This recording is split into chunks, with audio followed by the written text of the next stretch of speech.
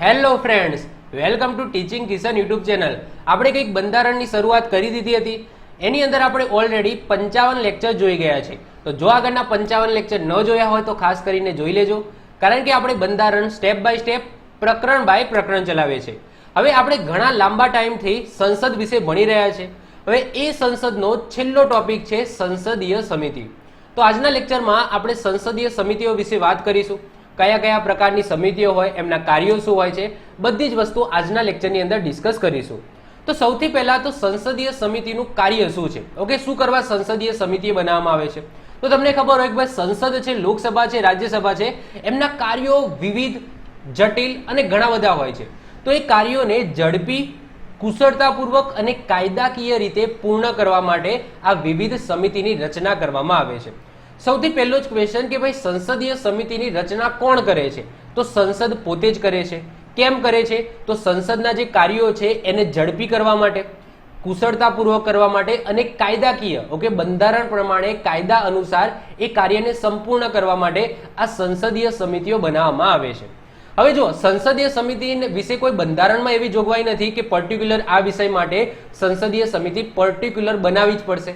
તો એવી કોઈ બંધારણમાં એવી કોઈ જોગવાઈ નથી, કોઈ એવા આર્ટિકલમાં લખેલું નથી કે ભાઈ આ આર્ટિકલ પ્રમાણે આ સંસદીય સમિતિ બનાવી, આ આર્ટિકલ પ્રમાણે આ સંસદીય સમિતિ, એવું કોઈ જ જોગવાઈ નથી. સંસદને લાગ્યું કે ભાઈ આ કાર્ય બહુ મોટું છે, આને ડિવાઈડ કરવું પડશે, આના ઊંડાણપૂર્વક અભ્યાસ કરવો પડશે, કુશળતાપૂર્વક અભ્યાસ કરવો પડશે, કાયદાકીય રીતના અભ્યાસ કરવો પડશે, તો એના વિશે ઓકે શું બનાવી દેશે? સંસદીય સમિતિ બનાવવામાં આવશે, જેનાથી એ કાર્ય છે એ ઝડપી, કુશળતાપૂર્વક અને કાયદાકીય રીતના થાય. ક્લિયર? તો આમાં બંધારણમાં એવી કોઈ જોગવાઈ નથી. ચલો, હવે આનો મુખ્ય ઉદ્દેશ્ય શું હશે એ આપણે સમજી લઈએ, એટલે તમને માઇન્ડમાં ક્લિયર થઈ જશે કે ભાઈ સંસદીય સમિતિ કેમ બનાવવામાં આવે છે. જો સૌથી પહેલા તો કોઈ વિષય ઉપર ઊંડાણપૂર્વક અભ્યાસ કરવો હોય. હવે આ વિષય મતલબ કે કેવો વિષય હશે? સિમ્પલ વસ્તુ છે કે જો સંસદ એવું નક્કી કરે છે, ઓકે, સંસદ એવું નક્કી કરે છે અથવા તો સંસદની અંદર એક ખરડો લાવવામાં આવ્યો છે બીજેપી દ્વારા કે ભાઈ જમ્મુ કાશ્મીરની અંદર આપણે આર્ટિકલ, ઓકે, અનુચ્છેદ નંબર 370 હટાવવો છે. અનુચ્છેદ 370 હટાવો છે, ઓકે, અત્યારે તો નીકળી ગયું છે, પણ એક્ઝામ્પલ તરીકે લઈ લઈએ કે ભાઈ અમિત શાહ દ્વારા, ઓકે, સંસદની અંદર એક કાયદો લાવવામાં આવ્યો કે આપણે જમ્મુ કાશ્મીરમાં જે આર્ટિકલ 370 છે, ઓકે, 370 છે, એને શું કરવો છે? આપણે નાબૂદ કરવો છે, હટાવો છે. હવે સંસદ જોડે એટલો ટાઈમ નથી કે આ અનુચ્છેદ નંબર 370 ઉપર 2 મહિના ચર્ચા કરે કે ભાઈ આના ફાયદા શું થશે, ગેરફાયદા શું થશે, જો હટાવવામાં આવશે તો આંદોલનો થશે, એને આપણે કઈ રીતના લીપટીશું. મતલબ કે અહીંયા તમે વિચારો કે અનુચ્છેદ 370 હટાવો એ કોઈ નાની બાબત નથી, ઓકે, બહુ મોટી બાબત છે. અને સંસદ જોડે એટલો ટાઈમ નથી કે પર્ટિક્યુલર આ વિષય ઉપર 2-3 મહિના ખેંચી લે, ચર્ચા કરે, વિવાદ કરે. તો એ શું કરવામાં આવે? સંસદ દ્વારા એક સમિતિની રચના કરી દેવામાં આવશે કે ભાઈ આ વિષય છે અનુચ્છેદ નંબર 370, ઓકે, આ સમિતિ છે ને આ આના ઉપર જ ખાલી ચર્ચા કરશે, ઓકે. તો એક સમિતિની રચના કરી દીધી, એની અંદર લોકસભા અને રાજ્યસભાના સભ્યો રાખી દીધા, એક અધ્યક્ષ રાખી દીધા, અને એ સમિતિને કામ આપવામાં આવે કે ભાઈ તમે અનુચ્છેદ નંબર 370 ઉપર તમે ચર્ચા કરો, જેટલા પણ પ્રોસ હોય, જેટલા પણ કોન્સ હોય, એટલે કે જેટલા ફાયદા ગેરફાયદા હોય, કેટલી પોસિબિલિટી બનશે જો 370 હટાવીશું તો પર્ટિક્યુલર એના ઉપર જ, ઓકે, એના ઉપર જ શું કહેવાય કે ચર્ચા વિચારણા કરવા માટે એક આખો અહેવાલ, એક રિપોર્ટ તૈયાર કરવા માટે સંસદીય સમિતિ બનાવવામાં આવશે. તો અહીંયા જો કોઈ વિષય છે એના ઉપર ઊંડાણપૂર્વક અભ્યાસ કરવો છે, તો આવું કોઈ અભ્યાસ કરવો હોય તો એક સમિતિ બનાવવામાં આવશે અને એ સમિતિને આવું કાર્ય આપી દેવામાં આવશે. સંસદીય સમસ્યાનું નિવારણ કરવું. હવે સંસદ છે તો સંસદની અંદર 2 પાર્ટી કે 2 થી વધારે પાર્ટીઓ હશે, ઓકે. તો એમાં શું થાય? અંદરો અંદર વિવાદાસ્પદ એવા કહેવાય કે વિવાદ ઊભા થાય. અમુક વસ્તુ સમજી લો, એક કોઈ પ્રશ્નને લઈને બંને જણા ઝઘડે, ઓકે, મતભેદ ઊભા થાય. તો આવા કારણે જે સમિતિઓ બનાવેલી હશે, કાયદાકીય સમિતિઓ હશે, એ અહીંયા આવશે અને કહેશે કે ભાઈ આ પાર્ટી સાચું કહે છે, આ પાર્ટી ખોટું કહે છે, કાયદાકીય રીતના આ સાચું છે, કાયદાકીય રીતના આ ખોટું છે. તો આ સમિતિ છે જે વિવાદાસ્પદ સમસ્યાઓ ઊભી થઈ છે સંસદની અંદર, એનું નિવારણ કરવાનું કાર્ય પણ સમિતિ કરશે. કારણ કે જે સમિતિની અંદર સભ્યો હશે ને એ સમિતિમાં જે વિષય હશે એના એક્સપર્ટ હશે. એટલે કે સમજી લો કે કોઈ કાયદાકીય રીતના કોઈ સમિતિ બનાવવામાં આવી છે, તો એના જોડે, એ સમિતિ જોડે કાયદાનું ટોટલી નોલેજ હશે કે ભાઈ કાયદાકીય રીતના કઈ વસ્તુ સાચી છે, કઈ ખોટી છે. હવે સંસદને લઈને 2 સભ્યો હોય, હવે તમે ખબર હોય કે ભાઈ લોકસભામાં કેવા કેવા સભ્યો છે ચૂંટાઈને આવે છે, ઓકે, એમને બંધારણ શું છે, બંધારણમાં કયા આર્ટિકલ પ્રમાણે શું લખેલું છે એ પણ ખબર હોતી નથી. બસ સંસદના સભ્યો હોય છે અને ત્યાં વિવાદ ઉભો કરતા હોય છે, એને પ્રશ્નો મૂકતા હોય છે, એને ચર્ચા કરતા હોય છે. તો આવા સમયે બે સભ્યો લડતા હોય છે, એમને એકચ્યુઅલી કાયદાકીય રીતના શું સાચું છે ખબર જ ના હોય, તો આવા સમિતિ છે સમિતિ ભલામણ કરશે કે ભાઈ આ સાચું છે કાયદાકીય રીતના, આ ખોટું છે. આગળ વાત કરીએ ઘડાયેલી નીતિઓને પ્રભાવી બનાવવી. ઓકે, જે નીતિઓ ઘડાયેલી છે તો એને પ્રભાવી બનાવવાનું કામ પણ કોણ કરે છે? તો આ સંસદીય સમિતિ બની છે. મતલબ કે કોઈ એવો ખરડો છે જે કાયદો બની ગયો, હવે કાયદો બન્યા પછી એને કઈ રીતના એ કાયદાને અમલ કરાવો જેનાથી એ વસ્તુ છે એને એફિશિયન્ટ રીતના લાગુ કરાવી શકાય, તો એના માટે પણ સંસદીય સમિતિઓ કામ કરે છે. જનતા અને શાસન વચ્ચે કડી રૂપ બનીને રહે છે. મતલબ કે સિમ્પલ વસ્તુ છે, શાસન એટલે કે સમજી લો સંસદ. ઓકે, સંસદ છે એ કાયદા બનાવે છે, પણ પ્રજા શું વિચારે છે એ કાયદા પ્રમાણે એ જાણવાનું કામ સમિતિ કરે છે. મતલબ કે સમજી લો કે અત્યારે કોઈ ખરડો છે જે સંસદમાંથી પસાર થાય છે, એ ખરડા સમજી લો કે કંઈક ના કંઈક પ્રજાને લગતો હોય, હવે એ ખરડા વિશે પ્રજા શું વિચારે છે, ઓકે, તો એ કોણ નક્કી કરશે? મતલબ કે જે સંસદીય સમિતિ છે એ પોતાનો અહેવાલની અંદર લખશે. સંસદીય સમિતિ એ લોકો પાસે જશે, લોકોના વિચારો શું છે આ સંસદને આ ખરડાને લઈને, ઓકે, એ જાણવાનો પ્રયત્ન કરશે અને એને પછી તમે સંસદની અંદર રજૂ કરશે એઝ અ રિપોર્ટ. તો આ બધી વસ્તુ આગળ આપણે ઓલરેડી ચર્ચામાં થોડું કરી ગયા હતા. ખબર છે કે બજેટ છે, બજેટ રજૂ કરવામાં આવે છે, એની અંદર પણ સંસદીય સમિતિનો રોલ હોય છે. કોઈ એવો પર્ટિક્યુલર ખરડો હોય છે, સામાન્ય ખરડો હોય કે જેમાં કોઈ પર્ટિક્યુલર વિષય હોય છે, તો એને પણ પસાર કરવા માટે કોઈ અમુક એવા ડિસ્પ્યુટ આવી જાય છે, તો એમાં પણ આપણે સામાન્ય ખરડાની અંદર જોયું હતું કે ભાઈ જે સંસદીય સમિતિ છે એ આની અંદર સારો એવો ભાગ ભજવતી હોય છે. તો આ બધા કેવા ઉદ્દેશ્યો કહેવાય કે ભાઈ આના માટે સંસદીય સમિતિ બનાવવામાં આવે છે. હવે સંસદીય સમિતિ બે પ્રકારની હોય. પહેલા યાદ રાખી લો, આ જે કોષ્ટક છે ને એ પેલા માઇન્ડની અંદર તમે ફિટ કરી દેજો. સંસદીય સમિતિ બે પ્રકારની હોય, એક સ્થાયી જેને કાયમી સમિતિ કહેવામાં આવે છે, જેને ઇંગ્લિશમાં કહીએ તો સ્ટેન્ડિંગ કમિટી. ઓકે, અને બીજી હોય છે અસ્થાયી સમિતિ એટલે કે કાર્યકારી સમિતિ, ઇંગ્લિશમાં કહીએ તો એડહોક કમિટી. ક્લિયર? હવે આ સ્થાયી સમિતિ શું છે અને અસ્થાયી સમિતિ શું છે એ સમજી લઈએ. તો સ્થાયી સમિતિ એટલે એવી સમિતિ જે કાયમ માટે હોય જ, પરંતુ એને દર વર્ષે શું કરવી પડે? રિન્યુ કરવી પડે. તો સ્થાયી સમિતિ છે ને એ દર વર્ષે ખાલી એક વખત રિન્યુ કરવાની રહેશે, બાકી એ લાઈફ ટાઈમ માટે રહેશે. જ્યારે અસ્થાયી સમિતિ કેવી હશે? સંબંધિત વિષયો માટે બનાવવામાં આવશે. જેમ કે મેં વાત કરી એમ કે આર્ટિકલ 370 માટે એક સમિતિની રચના કરવામાં આવી, અને એ સમિતિનું કાર્ય શું કે આર્ટિકલ 370 ઉપર આખો શું કરશે? ઊંડાણપૂર્વક અભ્યાસ કરશે અને એક અહેવાલ અને રિપોર્ટ તૈયાર કરશે. એ રિપોર્ટ તૈયાર કરી દીધો, સંસદની અંદર મૂકી દીધો, પછી એ સમિતિનું કોઈ કામ નથી. ઓકે, સમજી લો કે આર્ટિકલ 370 હટાવી દીધો, હવે એના માટે કોઈ સમિતિની રચના કરી હતી, હવે એની શું જરૂર છે? કારણ કે જે કામ માટે બનાવી હતી એ સમિતિ, હવે એની કોઈ જરૂર નથી, તો એને અસ્થાયી અથવા તો કાર્યકારી સમિતિ કહીશું. એટલે કે એનું કામ પૂરું થશે પછી એ સમિતિ છે એને શું કરી દેવામાં આવશે? રદ કરી દેવામાં આવશે. તો એવી જે સમિતિ હોય એને અસ્થાયી સમિતિ અથવા તો કાર્યકારી સમિતિ અથવા તો એડહોક કમિટી કહેવામાં આવે. એટલે કે સંબંધિત વિષયો માટે અસ્થાયી રૂપે બનાવવામાં આવે છે, એનું કામ પૂરું થઈ જાય એટલે કે સમિતિ છે એને પણ પછી રદ કરવામાં આવે. જ્યારે સ્થાયી સમિતિ છે એ કહેવાય છે લાઈફ ટાઈમ માટે રહેશે, પરંતુ એવું નહીં કે ભાઈ એક વખત બનાવી દીધી પછી બસ બનાવી દીધી, ના, એને દર વર્ષે શું કરવામાં આવશે? રિન્યુ કરવામાં આવશે. રહેશે લાઈફ ટાઈમ, ઓકે, સમિતિ, પરંતુ એના જે સભ્યો છે એને જરૂર પડે તો દર વર્ષે ઓકે રિન્યુ કરવામાં આવશે. એના અધ્યક્ષ બદલવાની જરૂર પડે તો અધ્યક્ષ બદલાશે. ઓકે, તો દર વર્ષે એ જે સ્થાયી સમિતિ છે એને રિન્યુ કરવામાં આવશે. ઓકે, બીજી વસ્તુ યાદ રાખજો કે સ્થાયી જેટલી પણ સમિતિ છે એની અંદર મંત્રી હશે નહીં.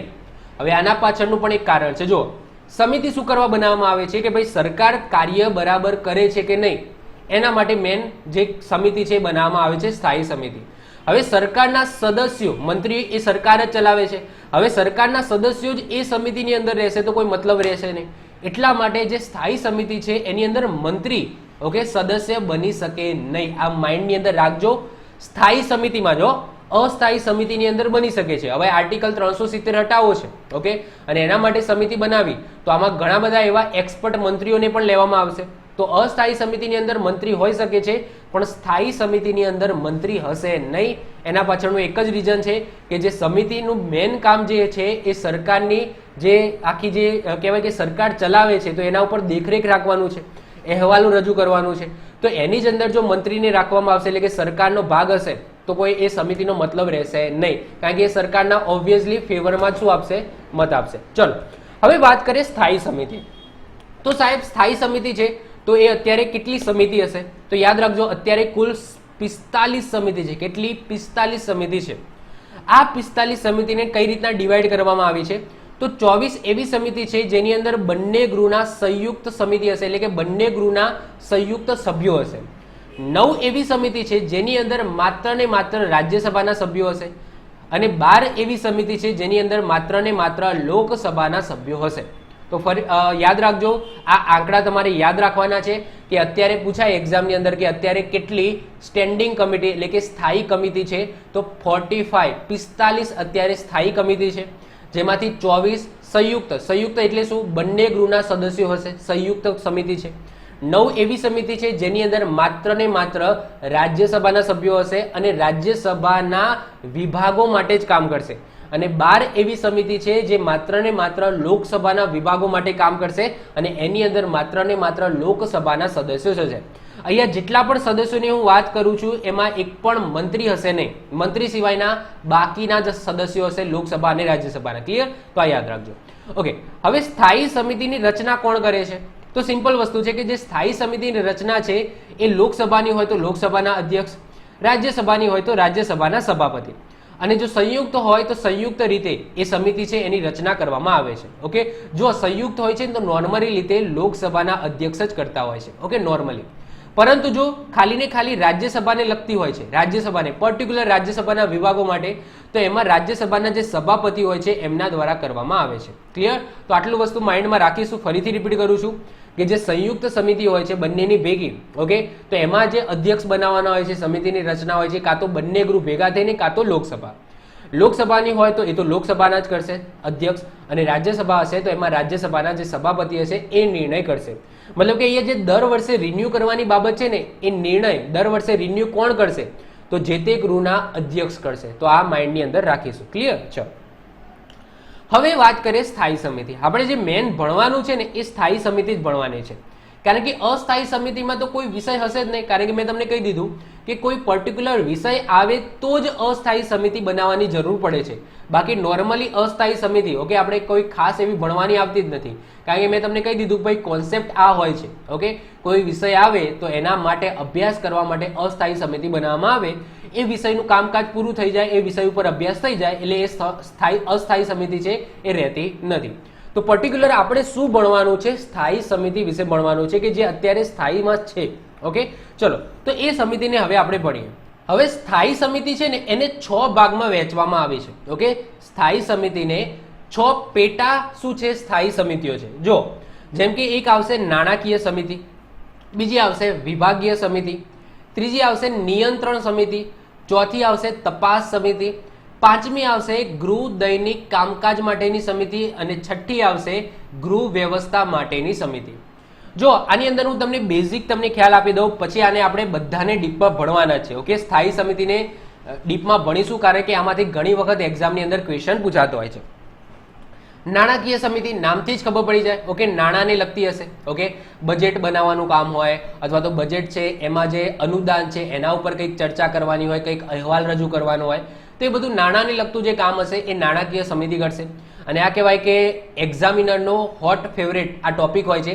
જો સમિતિને લઈને ક્વેશ્ચન પૂછાય છે ને તો 80 to 85% આ સમિતિમાંથી જ પૂછાય છે. ઓકે, એને આપણે ડીપમાં ભણીશું. પછી જુદા જુદા વિભાગોને લઈને સમિતિ હશે, એ પણ આપણે ચર્ચા કરીશું. નિયંત્રણ માટેની સમિતિ હશે, કોઈ તપાસ કરવાની છે એના માટેની સમિતિ હશે, ગૃહના જે દૈનિક કામકાજ છે એના માટેની પણ સમિતિ હશે, ગૃહની વ્યવસ્થા સમિતિ પણ હશે. ઓકે, તો આ બધી સમિતિને આપણે 1 by 1 ભણીશું. તો આજના લેક્ચરમાં આપણે સૌથી પહેલા આપણે ભણીશું નાણાકીય સમિતિ, મોસ્ટ આઈએમપી. ઓકે, ચલો, તો હવે નાણાકીય સમિતિની વાત કરીએ તો નાણાકીય સમિતિની અંદર પણ 3 પેટા સમિતિ આવેલી છે, જેમાં સૌથી પહેલી આવશે જાહેર હિસાબ સમિતિ, બીજી આવશે અંદાજ સમિતિ અને ત્રીજી આવશે જાહેર સાહસ સમિતિ. હવે આ ત્રણેમાંથી એક વસ્તુ વેરી ઇમ્પોર્ટન્ટ છે, સૌથી વધારે વખત એક્ઝામની અંદર પૂછાતી હોય છે, અને એ છે એ સમિતિના સભ્યો. તો જાહેર હિસાબ સમિતિ એટલે કે પહેલી, અને જે છેલ્લે લખેલી છે જાહેર સાહસ સમિતિ, તો આ બંનેની અંદર 22 સભ્યો હશે. બંનેની અંદર તમે જુઓ 22 સભ્યો હશે, એમાંથી 15 લોકસભાના હશે અને 7 રાજ્યસભાના હશે. અહીંયા પણ 15 લોકસભાના અને 7 રાજ્યસભાના. અને જે અંદાજ સમિતિ હશે એની અંદર 30 સભ્યો હશે અને 30 લોકસભાના જ હશે, એમાં રાજ્યસભાના એક પણ સદસ્ય નહીં હોય. ઓકે, તો પહેલા તો આ માઇન્ડની અંદર ઘુસાડી દો. ઓકે, આ કોષ્ટકને તમે ઘુસાડી દો કે ભાઈ નાણાકીય સમિતિ છે એની અંદર 3 પેટા સમિતિ છે, જાહેર હિસાબ સમિતિ, અંદાજ સમિતિ અને જાહેર સાહસ સમિતિ. જાહેર હિસાબ સમિતિ અને જાહેર સાહસ સમિતિ એની અંદર 22 સભ્યો હશે, એમાંથી 15 લોકસભાના અને 7 રાજ્યસભાના હશે. અંદાજ સમિતિ છે એની અંદર 30 સદસ્યો હશે, જેમાં માત્ર ને માત્ર લોકસભાના જ સદસ્યો હશે. હવે જે પહેલી બે સમિતિ છે ને, એટલે કે જાહેર હિસાબ સમિતિ અને અંદાજ સમિતિ, એમને જોડિયા બહેનો કહેવામાં આવે છે, ટ્વિન સિસ્ટર કહેવામાં આવે છે. આ ક્વેશ્ચન પણ ઘણી વખત એક્ઝામની અંદર પૂછાઈ ગયો કે ભાઈ જાહેર હિસાબ સમિતિ અને બીજી કઈ સમિતિને જોડિયા બહેન એટલે કે ટ્વિન સિસ્ટર કહેવામાં આવે છે? તો યાદ રાખજો, અંદાજ સમિતિ. ઓકે, તો જાહેર હિસાબ સમિતિ અને અંદાજ સમિતિને ટ્વિન સિસ્ટર. હવે ટ્વિન સિસ્ટર જોડિયા બહેનો કેમ કહેવામાં આવે છે? કારણ કે બંનેનું કામ થોડું એક સરખા જેવું જ છે. કેમ? કારણ કે જે સરકાર ખર્ચો કરે છે એ ખર્ચા ઉપર દેખરેખ રાખવાનું કામ કરે છે જાહેર હિસાબ સમિતિ અને અંદાજ સમિતિ. આ બંનેને હવે પહેલા ડીપમાં ભણીએ, પછી આપણે ત્રીજી સમિતિ ભણીશું. ચલો, તો સૌથી પહેલા આપણે વાત કરીએ જાહેર હિસાબ સમિતિની. તો સૌથી જૂની સમિતિ છે, ઘણી વખત એક્ઝામની અંદર આ ક્વેશ્ચન પણ પૂછાઈ ગયો કે આપણી જે સમિતિ છે સંસદીય સમિતિ, એમાં સૌથી જૂનામાં જૂની સમિતિ કઈ? તો જાહેર હિસાબ સમિતિ, અંગ્રેજોના સમયની. ઓકે, તો તમને આગળ અધિનિયમ જ્યારે સ્ટાર્ટિંગ ઐતિહાસિક પૃષ્ઠભૂમિ ચલાવી હતી ત્યારે મેં આ અધિનિયમ બનાવ્યો હતો, ભારત સરકાર અધિનિયમ 1919. ઓકે, તો આની અંદર મેં આ સમિતિનું નામ પણ તમને કીધું હતું, જાહેર હિસાબ સમિતિ. તો આ અધિનિયમ અંતર્ગત, ઓકે, આ અધિનિયમ અંતર્ગત 1921માં આ જાહેર હિસાબ સમિતિની રચના કરવામાં આવે છે. એટલા માટે આ સૌથી જૂની સમિતિ કહેવામાં આવે છે. આ સમિતિની અંદર 22 સભ્યો હશે, મેં વાત કરી એમ, 15 લોકસભાના અને 7 રાજ્યસભાના. આ સમિતિનો કાર્યકાળ 1 વર્ષનો હશે. યાદ રાખી લો, બધી જ સ્થાયી સમિતિનો કાર્યકાળ 1 જ વર્ષનો હશે. એમાં નહીં આવે કે ભાઈ આ સ્થાયી સમિતિનો 1 વર્ષનો, આમાં 2 વર્ષનો. ના, જેટલી પણ સ્થાયી સમિતિ છે એ બધાનો કાર્યકાળ કેટલો? 1 વર્ષનો. ઓકે, માઇન્ડની અંદર ફિટ કરી દેવાનું. ચલો, સભ્યોની નિમણૂક એકલ સંક્રમણીય પદ્ધતિ દ્વારા કરવામાં આવે છે. 3 સમિતિ છે, એ 3 સમિતિમાં જે સભ્યો છે ને એની જે નિમણૂક છે એ એકલ સંક્રમણીય પદ્ધતિથી કરવામાં આવશે. 3 સમિતિની. ક્લિયર? યાદ રાખજો. આ સમિતિના અધ્યક્ષની નિમણૂક લોકસભાના અધ્યક્ષ દ્વારા પરંપરાગત વિપક્ષના કોઈ સદસ્યને બનાવવામાં આવે છે. કેમ આવું? એની પણ આગળ વાત કરીએ છીએ. તો જો આ જે સમિતિ છે જાહેર હિસાબ સમિતિ, જેને દર વર્ષે રિન્યુ કરવામાં આવશે, તો એમાં જે સમિતિના અધ્યક્ષ હશે એની નિમણૂક કોણ કરશે? તો લોકસભાના અધ્યક્ષ કરશે. તો અહીંયા તમે જુઓ કે આ જોઈન્ટ સમિતિ છે, ઓકે, સંયુક્ત સમિતિ છે. તો આના જે અધ્યક્ષ છે એની નિમણૂક કોણ કરશે? લોકસભાના અધ્યક્ષ. આ પણ વસ્તુ માઇન્ડમાં ફિટ કરી દો કે અહીંયા જે 3 સમિતિની વાત કરીને, જાહેર હિસાબ સમિતિ, અંદાજ સમિતિ અને જાહેર સાહસ સમિતિ, આ 3ના અધ્યક્ષની નિમણૂક લોકસભાના અધ્યક્ષ જ કરશે. 3નો કાર્યકાળ 1 વર્ષનો છે અને 3માં જે સભ્યોની નિમણૂક કરશે એ એકલ સંક્રમણીય પદ્ધતિ દ્વારા કરવામાં આવશે. તો 3માં આટલી વસ્તુ કોમન છે. ફરીથી રિપીટ કરું છું, 3માં જે સદસ્યો હશે એમની નિમણૂક બેલેટ પેપર આવશે. તમને ખબર છે કે રાષ્ટ્રપતિની ચૂંટણી મેં ડીપમાં બનાવી હતી બેલેટ પેપર દ્વારા. તો એ જ રીતના આ 3 સમિતિના સભ્યોની નિમણૂક થશે. 3 સમિતિનો કાર્યકાળ 1 વર્ષનો હશે. 3 સમિતિના અધ્યક્ષની નિમણૂક કોણ કરશે? લોકસભાના અધ્યક્ષ જ કરશે. આટલી વસ્તુ યાદ રાખી લેવાની. ચલો આગળ વધીએ. આનું કાર્ય શું? જાહેર હિસાબ સમિતિનું કાર્ય શું? તો કેગના રિપોર્ટની તપાસ કરવી. હવે કેગ, ઓકે, કેગ આપણે ભણવાના બાકી છે, પણ હું તમને કહી દઉં કે કેગ એક એવા પદ છે, એક એવા વ્યક્તિ છે જેનું કાર્ય શું છે કે જે સરકાર છે એ સરકારની આવક અને ખર્ચ ઉપર નિયંત્રણ રાખવાનું છે. કે સરકારની કેટલી આવક થાય છે અને સરકાર કેટલો એમાંથી ખર્ચ કરે છે, એનો આખો રિપોર્ટ કોના જોડે હશે? કેગની પાસે હશે. હવે એ કેગ છે એ રિપોર્ટને ક્યાં જમા કરાવશે? તો આ સમિતિને જમા કરાવશે. મતલબ કે આ વસ્તુ સંસદની અંદર મૂકશે. સંસદની અંદર મુકાશે ત્યારે આ સમિતિ છે એ એક્ટિવ થઈ જશે અને એક્ટિવ થઈને કેગ દ્વારા જે રિપોર્ટ આપવામાં આવી છે જેની અંદર સરકારે કેટલી આવક થઈ અને સરકારે કઈ કઈ જગ્યાએ પોતાના પૈસા ખર્ચ્યા, તો એની પહેલા તો બરાબર તપાસ કરશે. હવે તમે અહીંયા વિચારો કે જો આમાં જે અધ્યક્ષ હશે ને એ વિપક્ષના નેતા હશે તો જ બેલેન્સ જળવાઈ રહે ને. કારણ કે એમનું મેન કામ શું છે કે સરકાર છે એ સરકારની જે આવક અને જાવક, ઓકે, એમની જે આખું રિપોર્ટ છે એના ઉપર ચર્ચા કરવી, વિચારણા કરવી. તો એમાં ચર્ચા વિચારણા કોણ સારી રીતના કરી શકે? તો વિપક્ષના હોય એ જ. ક્લિયર? હવે સમજી લો કે જે બહુમતના હશે, જે સરકાર ચલાવતા વ્યક્તિઓ જ હશે, ઓકે, તો એ કરશે તો કોઈ મજા આવશે નહીં. કારણ કે સરકાર ખર્ચ કરે છે અને સરકારોના સભ્યો જ, ઓકે, એની સમજી લો કે ચર્ચા વિચારણા કરે છે તો કોઈ મતલબ નથી. તો એટલા માટે અહીંયા વિપક્ષના નેતા છે એને અધ્યક્ષ બનાવવામાં આવે છે પરંપરાગત. જો અહીંયા પરંપરાગત હોય ને એનો મતલબ કે આવું કોઈ નિયમ નથી, જસ્ટ પરંપરા છે. આવું કંઈ બંધારણમાં લખેલું નથી કે આવું કંઈ સંસદના નિયમમાં લખેલું નથી કે ભાઈ આ વસ્તુમાં વિપક્ષના નેતા જ શું રહેશે, અધ્યક્ષ રહેશે. ના, એવું ક્યાંય લખેલું નથી, પણ એવી પરંપરા છે. પરંપરા એટલે કે એવો નિયમ નથી, જસ્ટ પરંપરા છે, યાદ રાખી લઈએ. ઓકે, બીજી વસ્તુ કે સરકારની ગેરનીતિ અને ભ્રષ્ટાચારને લોકો સમક્ષ લાવવાનું કામ પણ કોણ કરે છે, આ સમિતિ કરે છે. તો આ સમિતિનું આ મેન કાર્ય છે. એના પછી બીજા નંબરની જે સમિતિ આવશે એ આવશે અંદાજ સમિતિ. Very important. હવે અંદાજ સમિતિની રચના તત્કાલીન નાણામંત્રી, એ સમયના નાણામંત્રી હતા જોન મથાઇન. તો જોન મથાઇન દ્વારા એમની ભલામણ દ્વારા આ સમિતિની રચના કરવામાં આવી હતી. આ સમિતિની અંદર 30 સભ્યો હશે અને 30 સભ્યો લોકસભાના સદસ્યો હશે. સમિતિનો કાર્યકાળ 1 વર્ષનો હશે. એમના જે સભ્યો છે એમની નિમણૂક એકલ સંક્રમણીય પદ્ધતિથી કરવામાં આવશે. સમિતિના અધ્યક્ષની નિમણૂક લોકસભાના અધ્યક્ષ કરશે. આટલી વસ્તુ તો અમુકમાં બધામાં કોમન જ હોય છે. ઓકે, આ 1 વર્ષનો સમયકાળ, આ એકલ સંક્રમણીય પદ્ધતિ અને લોકસભાના અધ્યક્ષ, આ બધામાં 3 કોમન છે. ઓકે, સભ્યો કેટલા, 30 સભ્યો અને 30 લોકસભાના હશે.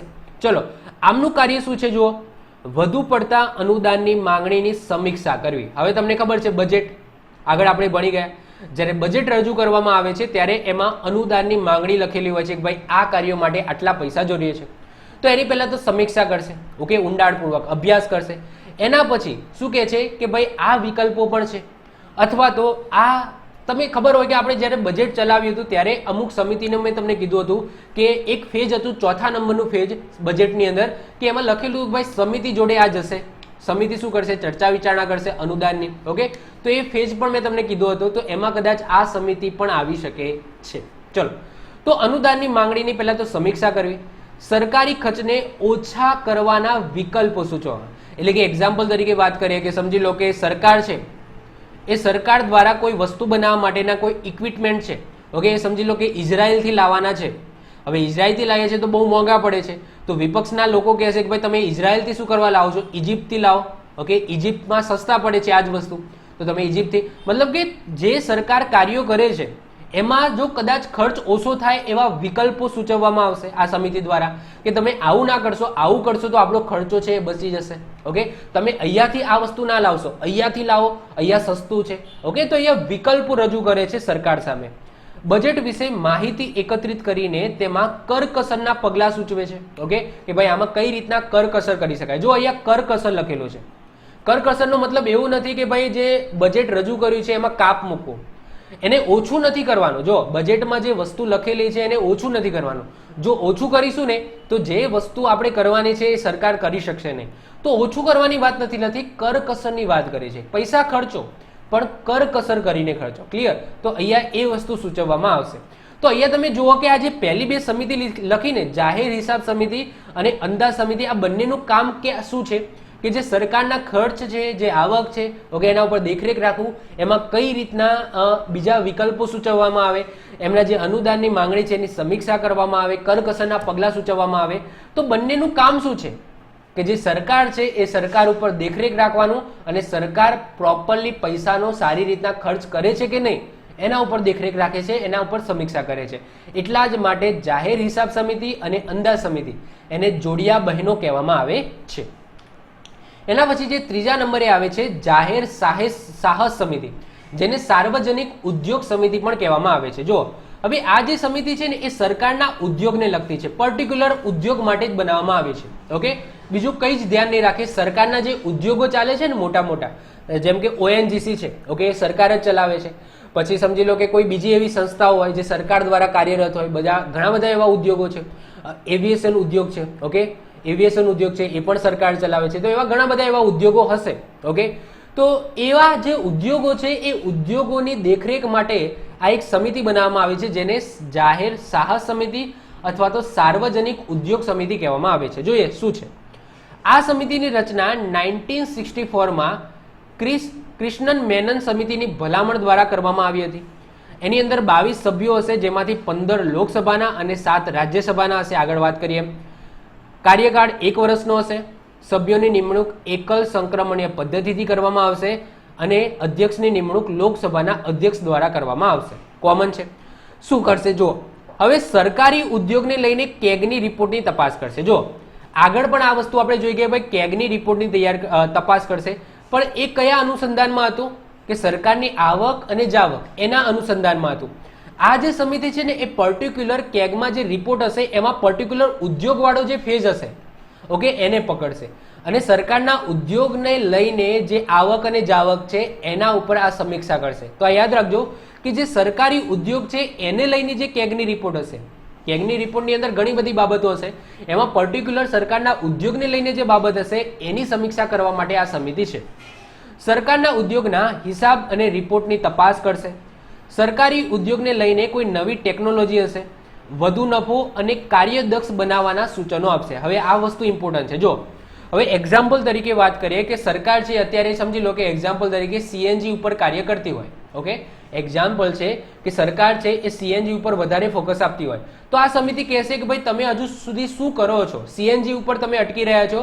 અત્યારે દુનિયામાં ઈ વ્હીકલ ચાલે છે, ઇલેક્ટ્રોનિક વ્હીકલ આવી ગયા, તો હવે તમે એના ઉપર કામ કરો. એટલે કે નવી ટેકનોલોજી આવશે એ સરકારને સૂચવશે કે ભાઈ તમે આ ટેકનોલોજી ઉપર કાર્ય કરો છો, એના કરતાં પણ સારી ટેકનોલોજી દુનિયામાં આવી ગઈ છે, તમે એના ઉપર કાર્ય કરો. ઓકે, વધુ નફો કઈ રીતના થાય, તમે જે ઉદ્યોગો ચલાવો છો એની અંદર સમજી લો કે ખોટ જતી હોય અથવા તો સમજી લો નફો ઓછો થતો હોય તો આ સમિતિ સૂચવશે કે ભાઈ તમે આવું કાર્ય કરો જેનાથી આપણો જે ઉદ્યોગ છે એ સારો એવો ચાલે, આની અંદર નફો આપણને વધારે મળે, કાર્યદક્ષતા કઈ રીતના લાવી શકાય. તો આ સમિતિનું કાર્ય એટલું જ છે કે સરકારના જે મોટા મોટા ઉદ્યોગો છે જેમ કે કોઈ તેલનો લઈને હોય, કોઈ એવિએશન સેક્ટરનો હોય, ઘણા બધા સેક્ટરનો હોય. ઓકે, તો એ ઉદ્યોગની અંદર કઈ રીતના નવી નવી ટેકનોલોજી આવે છે ઓકે એની દેખરેખ રાખવી, એને સૂચવવા, કઈ રીતના નવો નફો કરી શકાય એ સૂચવવા, નવા ઉદ્યોગોની કંઈક શરૂઆત કરવી હોય તો એના માટે કંઈક સજેશન આપી શકે. બીજી વસ્તુ કે જે ઉદ્યોગ ચાલે છે એમાં સરકારને કેટલો નફો થાય છે, કેટલી ખોટ થાય છે એનો રિપોર્ટ છે એની પણ તપાસ કરશે. તો તમે સમજી શકો છો કે સરકારના ઉદ્યોગ માટેની એક આ કહેવાય કે એક સમિતિ બનાવવામાં આવેલી છે, જાહેર સાહસ સમિતિ, સાર્વજનિક ઉદ્યોગ સમિતિ. તો આપણે સૌથી પહેલું શું જોયું, નાણાકીય સમિતિ. ઓકે, જો આપણે કઈ રીતના જઈએ છીએ તમે જોજો. સ્થાયી સમિતિ, સ્થાયી સમિતિમાં આપણે પહેલી નાણાકીય સમિતિ પકડી. નાણાકીય સમિતિની અંદર 3 સમિતિઓ આવેલી છે પેટા, અને પછી 3 સમિતિની આપણે શું વાત કરી. ક્લિયર? ચલો ડીપમાં વાત કરી. હવે એના પછી બીજા નંબરની જે સમિતિ આવશે એ આવશે વિભાગીય સ્થાયી સમિતિ. ઓકે, હવે આપણે સ્થાયી સમિતિમાં જે બીજી સમિતિ છે વિભાગીય સ્થાયી સમિતિ એની હવે વાત કરીશું. ચલો, વિભાગીય સ્થાયી સમિતિ એ શું કરવા બનાવવામાં આવે છે એ જોઈ લઈએ. તો બજેટ અહેવાલ પર વિચાર વિમર્શ કરીને અનુદાનની માંગણી પર અહેવાલ તૈયાર કરે છે. Most IMP. મેં તમને બજેટની અંદર 4થા નંબરનો ફેજ સમજાવ્યો હતો.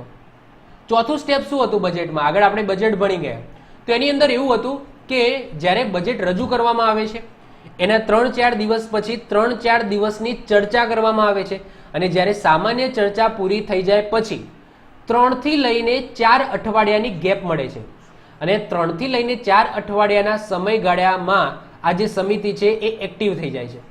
હવે આ સમિતિનું કામ શું? હવે જો આ વિભાગીય સમિતિ કોઈ એક પર્ટિક્યુલર એક સમિતિ નહીં હોય, દરેક વિભાગની અલગ અલગ સમિતિ હશે અને દરેક વિભાગ માટેની સમિતિ હશે. જેમ કે નાણાં વિભાગ માટેની સમિતિ હશે, પછી કોઈ સમજી લો કોઈ ખેલ માટેની સમિતિ હશે, તો દરેક માટે વિભાગીય અલગ અલગ સ્થાયી સમિતિની રચના કરવામાં આવી હશે. હવે બજેટની અંદર દરેક વિભાગના શું હશે, અનુદાન હશે કે ભાઈ ખેલ માટે આટલા પૈસા ફાળવવામાં આવે છે, એટલા પૈસા મારે અનુદાનમાં જોઈએ છે. સમજી લો કોઈ બીજા પર્ટિક્યુલર સેક્ટર છે, મહિલા સશક્તિકરણ માટે જોઈએ છે, પછી સમજી લો ખેતી માટે જોઈએ છે, ઓકે ગરીબ કલ્યાણ માટે જોઈએ છે, આ યોજના માટે જોઈએ છે, પેલી યોજના માટે જોઈએ છે. તો દરેક વિભાગ વાઇઝ ઓકે અનુદાનની માંગણી કરવામાં આવે છે. હવે એ અનુદાનની માંગણીને પર્ટિક્યુલર વિભાગ માટેની જે વિભાગીય સ્થાયી સમિતિ હશે એ શું કરશે, તો એની માંગણીને ચકાસ કરશે અને ચકાસીને પછી અહેવાલ તૈયાર કરશે. તો આ જે 3 થી 4 અઠવાડિયાની ગેપ પડે છે બજેટની અંદર, તો એની એ દરમિયાન આ સ્થાયી સમિતિ વિભાગીય સમિતિ છે, સ્થાયી સમિતિ એ એક્ટિવ થઈ જશે અને એ શું કરશે, આના ઉપર કામ કરશે. ક્લિયર? તો આ છે લોકસભાની નિયમ સમિતિની ભલામણથી વિભાગીય સ્થાયી સમિતિની રચના કરવામાં આવી હતી. અત્યારે 24 વિભાગીય સમિતિ છે. કેટલી? 24. ઓકે 24 વિભાગીય સમિતિ છે. જેમ કે મેં તમને વાત કરી કઈ રીતના 24 હશે, તો નાણાં માટેની અલગ સમિતિ હશે, પછી ખેલ માટેની અલગ હશે, પછી ગરીબ કલ્યાણ માટેની હશે, ખેતી માટેની હશે. તો દરેક કહેવાય મંત્રાલય વાઇઝ શું હશે, એક એક વિભાગીય સ્થાયી સમિતિ હશે. તો કેટલી હશે? 24 વિભાગીય સ્થાયી સમિતિ છે, જેમાંથી 8 જે સ્થાયી સમિતિ છે ને એ રાજ્યોના વિભાગો માટે કામ કરશે અને 16 જે સ્થાયી સમિતિ છે એ લોકસભાના વિભાગો માટે કામ કરે છે. ઓકે, 24 જે વિભાગીય સ્થાયી સમિતિ છે એમાંથી 8 એ રાજ્યસભાના વિભાગો માટે કાર્ય કરે છે અને જે 16 છે 16 સમિતિ એ લોકસભાના વિભાગો માટે કાર્યો કરે છે. હવે આ 24 વિભાગીય સમિતિની અંદર કુલ કેટલા સભ્યો હશે? તો 31. યાદ રાખજો, બધી સમિતિના ભેગા થઈને. ઓકે, એવું નથી કે ભાઈ એક સમિતિમાં 31, ના, 24 જે વિભાગીય સમિતિઓ છે એના બધા ભેગા થઈને કુલ કેટલા સમિતિમાં સભ્યો હશે? તો 31 સભ્યો હશે, જેમાંથી 21 સભ્યો એ લોકસભાના અધ્યક્ષ અને 10 સભ્યો છે એ રાજ્યસભાના અધ્યક્ષ દ્વારા નોમિનેટ નિમણૂક કરવામાં આવે છે, ડાયરેક્ટ ચૂંટણી વગર. યાદ રાખજો, આગળ જે નાણાકીય સમિતિ જોઈ એની અંદર શું કરવામાં આવે છે? ચૂંટણી કરવામાં આવે છે બેલેટ પેપરથી, એકલ સંક્રમણીય પદ્ધતિથી. જ્યારે વિભાગીય સમિતિની અંદર જે સભ્યો હશે 31 સભ્યો, એમની ડાયરેક્ટ નિમણૂક કરવામાં આવશે. હવે એ ડાયરેક્ટ નિમણૂક કોણ કરશે? તો જે તે ગૃહના અધ્યક્ષ કરશે. તો યાદ રાખજો, 21 સભ્યો, આમાંથી 31 સભ્યોમાંથી 21 સભ્યો છે ને એ લોકસભામાંથી લેવાના છે. તો લોકસભામાંથી 21 સભ્યો લેવાના છે, તો એના ડાયરેક્ટ નિમણૂક લોકસભાના અધ્યક્ષ કરી નાખશે અને 10 સભ્યો છે એ રાજ્યસભામાંથી લેવામાં આવે છે. તો રાજ્યસભાના જે અધ્યક્ષ છે એ ડાયરેક્ટ એમની નિમણૂક કરી દેશે રાજ્યસભામાંથી. ક્લિયર? તો યાદ રાખજો, નોમિનેટ કરવામાં આવશે. સ્થાયી સમિતિ છે, કાર્યકાળ 1 જ વર્ષનો હશે. આ સમિતિ સામાન્ય રીતે સંસદમાં 2 સત્રો વચ્ચે કાર્ય કરે છે, એમને કોઈ અલગથી સમય આપવામાં આવતો નથી. આ વસ્તુ યાદ રાખજો. આ જે વિભાગીય સ્થાયી સમિતિ છે એવું નહીં હોય કે જ્યારે સંસદ ચાલુ હશે ત્યારે કામ કરશે, ના. જ્યારે 2 સત્રો વચ્ચે ગેપ પડશે, અથવા તો મેં તમને કીધું એમ કે જ્યારે બજેટ રજૂ કરવામાં આવે છે અને બજેટ રજૂ કર્યા પછી સામાન્ય ચર્ચા પછી 3 થી 4 અઠવાડિયાની જે ગેપ હોય છે, એટલે કે અંદાજે સમજી લો એકાદ મહિનાની ગેપ હોય છે, તો એ સમયે આ જે સમિતિ છે એ કાર્યરત હશે. ક્લિયર? તો એમના અલગથી કોઈ સમય નહીં મળે, પરંતુ જે ગેપ મળે છે સત્રો વચ્ચે એમાં આ વિભાગીય સ્થાયી સમિતિ કામ કરે છે. તો આ વસ્તુ માઇન્ડમાં રાખજો. હવે ત્રીજા નંબરની જે સ્થાયી સમિતિ આવે છે એ આવે છે નિયંત્રણ સમિતિ. નામથી જ ખબર પડી જાય, જો નિયંત્રણ રાખવું. હવે આ સમિતિની અંદર પણ 6 પેટા સમિતિ આવેલી છે. જો હવે નિયંત્રણ સમિતિ એમાં 6 પેટા સમિતિ છે. તો જેમાં સરકારી આશ્વાસન સમિતિ છે, મહિલા સશક્તિકરણ સમિતિ છે, અધીનસ્થ સમિતિ છે, લાભના પદની સમિતિ છે, અનુસૂચિત જાતિ અને જનજાતિના કલ્યાણની સમિતિ છે અને વિચારણા સમિતિ છે. ચલો 1 બાય 1 એક એક સમિતિને ભણીએ. તો અહીંયા તમે જુઓ કે હવે બહુ વધારે ડીપમાં ભણવાની જરૂર નથી. જો પેલા માઇન્ડની અંદર એક વસ્તુ ક્લિયર કરાવી દો સમિતિને લઈને. સમિતિની અંદર ક્વેશ્ચન જો પૂછાતા હોય ને તો નાણાકીય સમિતિમાંથી છે. નાણાકીય સમિતિમાં જે 3 સમિતિઓ હતી, પેટા સમિતિ, 3 કડકડાટ રાખજો, એમાંથી સૌથી વધારે ક્વેશ્ચન પૂછાય છે. બીજી બધી જે સમિતિ છે ને એમાંથી જો સભ્યો હોય તો એ યાદ રાખી લેવાનું. કોઈ અધ્યક્ષ છે, અધ્યક્ષમાં અથવા તો એ જે સભ્યો છે એ સભ્યોની નિમણૂક કઈ રીતના કરવામાં આવે છે એ યાદ રાખી દેવાનું. ક્લિયર? ચલો હવે ત્રીજા નંબરની જે સ્થાયી સમિતિ છે એની અંદર 6 પેટા સમિતિ આવેલી છે. ચલો 6 ને ભણીએ. સૌથી પહેલા આવશે સરકારી આશ્વાસન સમિતિ. તો સરકારી આશ્વાસન સમિતિનું કામ શું? નામથી જ ખબર પડી જાય. જો આશ્વાસન સમિતિ, તો કોઈ મંત્રી દ્વારા સંસદમાં કોઈ આશ્વાસન કે વાત કરવામાં આવી છે તો એનું કેટલું અમલીકરણ થયું એના ઉપર દેખરેખ રાખવાનું કામ કરે છે. મતલબ કે આ સમિતિ એના માટે છે કે જે કોઈ મંત્રી છે એ ફેકમ ફેક કરતો હોય સંસદની અંદર તો એને ટકોરવા માટે છે. મતલબ કે કોઈ એવો સમજી લો મંત્રી છે એ સંસદમાં આવીને ફેકમ ફેક કરે છે કે હું 1 વર્ષની અંદર આમ કરી નાખીશ, આમ કરી નાખીશ, 1 વર્ષમાં આ ઉઠાવી દઈ, 1 વર્ષમાં સમજી લો કે ઈ વ્હીકલ કરાવી દઈશ, 1 વર્ષની અંદર સમજી લો કે આટલા શું કરી દઈ, ઈ વ્હીકલ સ્ટેશનો બનાવી દઈશ. તો જે સમજી લો કે કોઈ મંત્રી છે એ ફેંકા મારતો હોય, ઓકે, તો આ સમિતિ છે ને એને પકડશે કે ભાઈ મંત્રીને એમ કહે છે કે તમે આવું સંસદની અંદર કહેતા હતા, બધાને આશ્વાસન આપ્યું હતું કે તમે આવી કંઈક વાત કરતા હતા, એનું અમલીકરણ કેટલું થયું? મતલબ કે તમે ખાલી બોલતા જ હતા, ઓકે, તમે એવું કંઈ અમલીકરણ તો કર્યું જ નથી, અથવા તો તમારું કામ કેટલે પહોંચ્યું, ઓકે. તો આ સમિતિનું કામ શું કે સંસદમાં કોઈ મંત્રી છે એમના દ્વારા કંઈક આશ્વાસન આપેલું હોય, મતલબ કે કંઈક કીધેલું હોય કે હું 1 વર્ષની અંદર સમજી લો કે આ ગામડામાંથી ગરીબી હટાડી દઈશ, અથવા તો આટલા ગામડાઓની અંદર વીજળી પહોંચાડી દઈશ, ઓકે. કોઈ મંત્રી હોય કે ભાઈ વીજ મંત્રી છે, એ વીજ મંત્રી કહે કે ભાઈ આટલા ગામડાઓની અંદર હું 6 મહિના કે 1 વર્ષની અંદર વીજળી પહોંચાડી દઈશ. હવે એવું વાત કે છે અને પછી ચૂપ થઈ જાય છે. હવે સમજી લો કે એના 6 મહિના પછી આ સમિતિ પૂછશે એમને કે સાહેબ તમે 6 મહિના પહેલા આવું કંઈક કહેતા હતા, એનું શું થયું, એનું કેટલું અમલીકરણ થયું. ઓકે, તો આ સમિતિ છે એ એનું દેખરેખ રાખશે કે ભાઈ કોઈક મંત્રી છે એ સંસદની અંદર કોઈ વાત કહે છે તો એકચ્યુઅલી એનું અમલ કરે છે કે નહીં, કે ખાલી વાત જ કરે છે. ઓકે, ચલો, તો એ આશ્વાસન સમિતિ છે. એના પછી આવશે અધીનસ્થ સમિતિ. હવે અધીનસ્થ સમિતિનું કાર્ય શું, તો સંસદના જે કાર્યો છે એના જે પેટા નિયમો છે તેમજ બંધારણીય જોગવાઈ મુજબ સંસદ ચાલે છે કે કેમ એના ઉપર અહેવાલ બનાવવાનો છે. હવે સિમ્પલ વસ્તુ છે કે સંસદ છે એ સંસદની અંદર ઘણા બધા સભ્યો છે. હવે બધા સભ્યોને કદાચ સંસદના નિયમો ખબર ના હોય. હવે સંસદ છે એ પર્ટિક્યુલર જે નિયમો બંધારણમાં જે નિયમો લખેલા છે એ પ્રમાણે ચાલે છે કે નહીં, એના જે પેટા નિયમો છે એના અંતર્ગત ચાલે છે કે નહીં, કે સમજી લો કે મન ફાવે એમ સંસદના સભ્યો આવે છે, મન ફાવે એમ જતા રહે છે. પર્ટિક્યુલર જે સમય નિર્ધારિત કરવામાં આવે છે ભાઈ 2 થી 6 માં આ કામ કરવાનું છે, સવારે પ્રશ્નકાળ હશે, પછી શૂન્યકાળ હશે. ઓકે, તો એ રીતના સમજી લો કે સંસદની કાર્યવાહી ચાલે છે કે નહીં જે નિયમ પ્રમાણે, તો એના ઉપર ધ્યાન રાખવાનું કામ કોણ કરે છે, અધીનસ્થ સમિતિ કરે છે. તો અધીનસ્થ સમિતિ સંસદના કાર્યો, એના પેટા નિયમો અને બંધારણીય જોગવાઈ મુજબ સંસદ ચાલે છે કે નહીં, ઓકે, એના ઉપર અહેવાલ બનાવવાનું કામ કરે છે. આગળ આવે છે વિચારણા સમિતિ.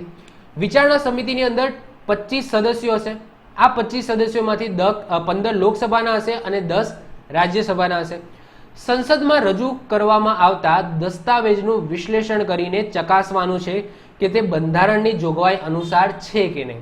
હવે વિચારણા સમિતિ છે ને એ શેના ઉપર ધ્યાન રાખશે, કે જે સંસદની અંદર રજૂ થતા ડોક્યુમેન્ટ છે અથવા તો કોઈ ખરડા છે અથવા તો કોઈ બાબતો છે, કોઈ બાબતો, ખરડા કે ડોક્યુમેન્ટ છે એ એકચ્યુઅલી સંસદના નિયમ પ્રમાણે સંસદની અંદર સમજી લો કે અથવા તો બંધારણની અંદર જે જોગવાઈ છે એ પર્ટિક્યુલર એ રીતના છે કે નહીં. એક્ઝામ્પલ તરીકે વાત કરીએ કે સંસદની અંદર કોઈ ખરડો લાવવામાં આવે છે કોઈ સભ્ય દ્વારા કે કોઈ મંત્રી દ્વારા.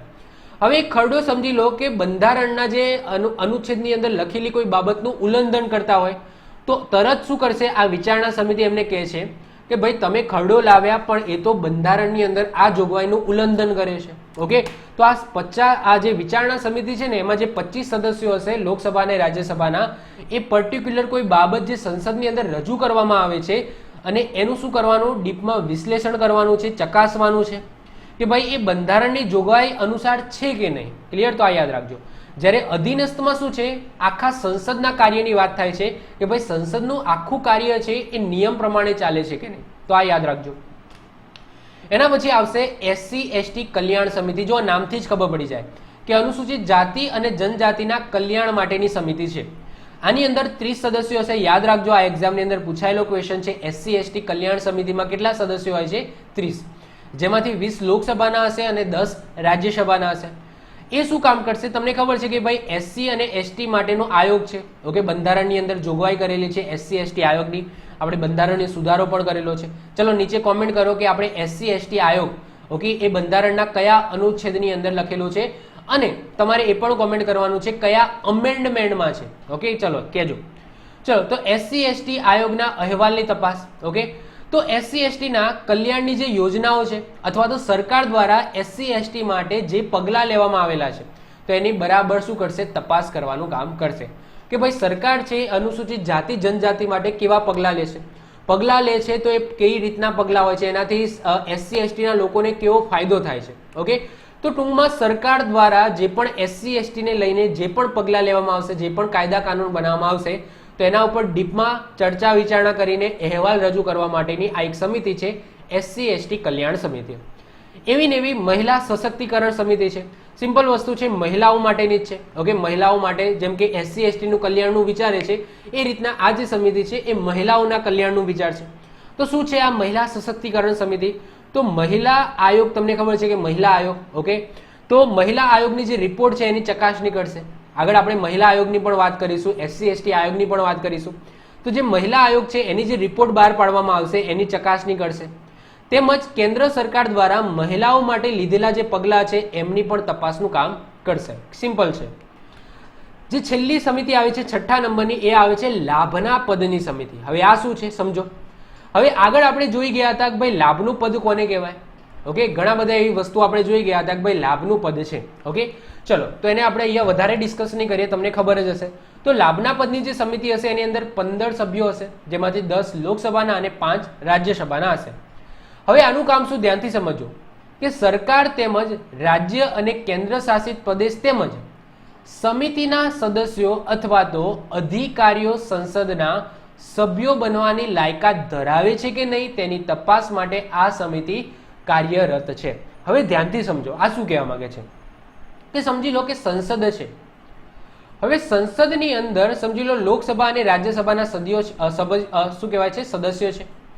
હવે લોકસભા અને રાજ્યસભાના સદસ્યો છે એમની જ્યારે નિમણૂક થઈ હશે ત્યારે તો લાયકાત ચકાસેલી જ હશે કે ભાઈ લોકસભા છે તો 25 વર્ષની ઉંમર, રાજ્યસભા છે તો 30 વર્ષની ઉંમર અને બીજા જે પણ ક્રાઇટેરિયા હોય એ બધા ચકાસેલા હશે. હવે જ્યારે સંસદ ચાલુ થઈ જાય પછી સમજી લો કે અમુક સમય પછી અમુક સદસ્ય છે એ ગેરલાયક થઈ જાય છે. એક્ઝામ્પલ તરીકે વાત કરીએ કે આની અંદર લખેલું છે કે ભાઈ નાદાર ના હોવું જોઈએ. ઓકે, જે પણ સભ્યો હોય સંસદની અંદર એ નાદાર ના હોવું જોઈએ. હવે પર્ટિક્યુલર કોઈ એક સદસ્ય છે એ નિમણૂક થયા પછી નાદાર થઈ જાય છે, બેંકરપ્ટ થઈ જાય છે, લોન લે છે, ચૂકવી શકતો નથી, તો એ સંસદ સભ્ય બનવા માટે હવે યોગ્ય નથી. તો આ સમિતિ શું કરશે, ચકાસશે કે ભાઈ આ સભ્ય છે ઓકે એ નાદાર થઈ ગયો છે તો હવે એ કહેવાય કે સંસદના સભ્ય બનવા માટે યોગ્ય નથી. બીજું તમને ઉદાહરણ આપું, પાગલ ન હોવો જોઈએ. ઓકે, હવે સંસદનો સભ્ય બની ગયા પછી સમજી લો 6 મહિના પછી ઓકે કંઈક એક્સિડન્ટ થાય છે અને પાગલ થઈ જાય છે, ઓકે અસ્થિર મગજનો થઈ જાય છે, તો એ પણ હવે સંસદના સભ્ય બનવા માટે યોગ્ય નથી. મતલબ કે અહીંયા એવી લાયકાતોની વાત કરી છે આપણે, લાયકાત અને અયોગ્ય લાયકાત ઓકે એ પણ આપણે ભણી ગયા છે. તો એમાંથી કોઈ એક ઓકે સમજી લો કે અહીંયા લાગુ પડતી હોય સંસદ સભ્ય બની ગયા પછી ઓકે, તો અહીંયા આ જે કહેવાય સમિતિનું કામ એટલું જ કે હજુ જે સભ્યો છે લોકસભા અને રાજ્યસભામાં હજુ લાયકાત ધરાવે છે કે નહીં.